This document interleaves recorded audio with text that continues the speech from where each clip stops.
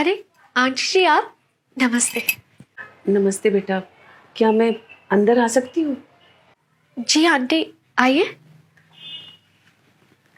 Aunty जी आप चाय लेंगे या कॉफ़ी? नहीं बेटा, मुझे कुछ नहीं चाहिए, बस तुमसे कुछ बात करनी थी। जी आंटी जी बताइए। वो बेटा, कल 1 तारीख है, नया महीना शुरू हो रहा है तो आप मकान के किराए के बारे में बात करने के लिए आई हैं? आंटी जी आप चिंता मत करिए, अमर कभी भी किराया लेट नहीं करते। हर महीने की 1 तारीख को आपके बेटे सिद्धांत के अकाउंट में वो पैसे डिपॉजिट कर देते हैं और इस बार भी कर देंगे। नहीं नहीं बेटा, मुझे किराए के बारे में बात नहीं करनी, मुझे कुछ और बात करनी थी तुमसे। हाँ जी आंटी बताइए, क्या बात करनी है आपको? नहीं बेटा, कुछ नहीं, बस ऐसे ही। अच्छा मैं चलती हूँ। ऐसे कैसे आंटी, कुछ तो बात जरूर है, आप प्लीज बताइए मुझे। बेटा मैं बस वो कह रही थी कि मुझे ना तुम्हारी हेल्प चाहिए, तुम करोगी मेरी हेल्प? जी जरूर करूंगी, आप बताइए आपको क्या हेल्प चाहिए मेरी।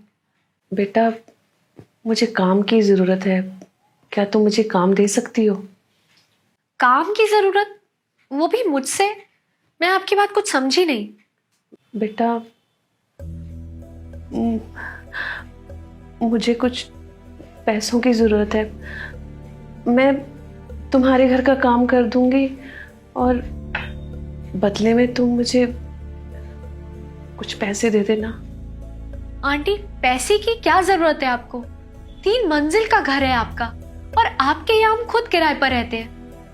अंकल खुद एक रिटायर्ड ऑफिसर हैं और उनकी पेंशन भी आती होगी। मुझे आपकी काम वाली बात कुछ समझ नहीं आई आंटी।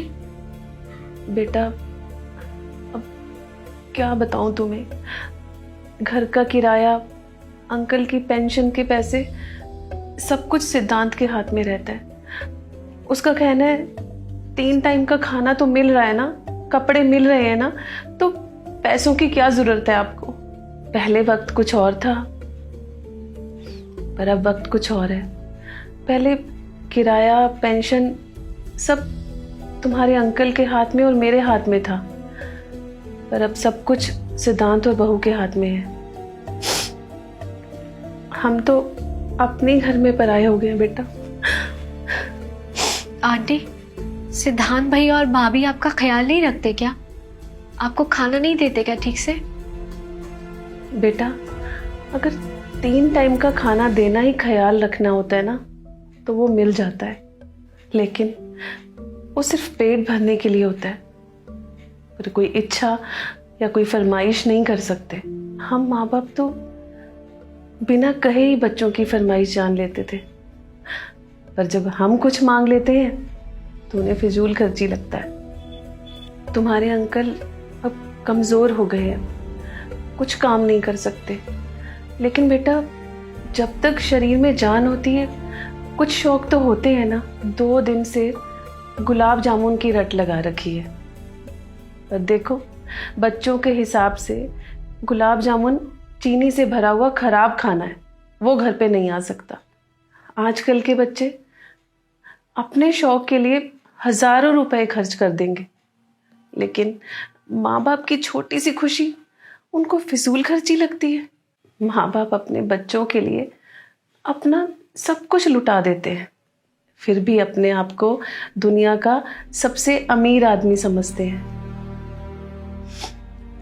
लेकिन वही बच्चे माँ बाप की दवाई और ज़रूरत पे पैसा खर्च करना बेफजूल समझते हैं। माँ बाप अपने बच्चों के लिए दिन रात लगे रहते हैं, उन्हीं बच्चों के पास 2 पल नहीं होते कि माँ बाप के पास बैठकर उनकी खुशी या तकलीफ समझ सके। बेटा मुझे लगा कि जब बहू और बेटा ऑफिस गए होंगे तो मैं चुपचाप ऊपर आकर काम कर लूँगी, उन्हें पता भी नहीं चलेगा। बस यही सोचकर मैं तुम्हारे पास आई, तुम्हारे अंकल और मेरी छोटी छोटी ज़रूरतें और शौक पूरे कर सकूं, इसलिए मुझे काम चाहिए। आंटी जी आपकी बात बिल्कुल सही है, मैं अभी आपको मार्केट से मिठाई मंगवा कर दे दूंगी और मैं आपको कुछ पैसे भी दे दूंगी। आंटी आपको पैसे के लिए काम करने की बिल्कुल जरूरत नहीं है। मैं जो आपको पैसे दूंगी आप उसी में ही अपनी जरूरत पूरी कर लेना। नहीं बेटा, मैं मेहनत करके ही अपनी और इनकी ज़रूरतें पूरी करूंगी। बेटा मुझे तुम्हारी हेल्प चाहिए, किसी तरह का कर्जा नहीं। कोई बात नहीं बेटा, मुझे माफ़ कर देना अगर मेरी वजह से कोई परेशानी हुई हो तो। रुकिए आंटी जी, आप कल से मेरे घर आ जाना, घर के कामों में मेरी मदद कर देना और ये बात हम दोनों के बीच में ही रहेगी। थैंक यू बेटा, जीती रहो, सदा खुश रहो।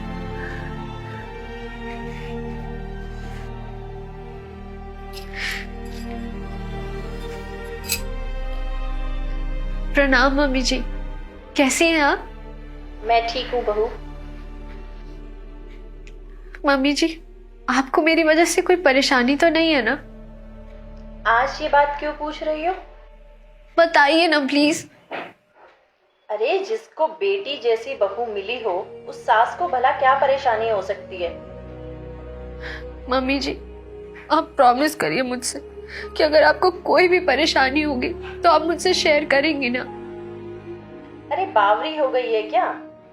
हाँ हो गई हूँ, आप पहले प्रॉमिस करिए मुझसे। ठीक है, वादा करती हूँ, कुछ नहीं छुपाऊंगी तुझसे।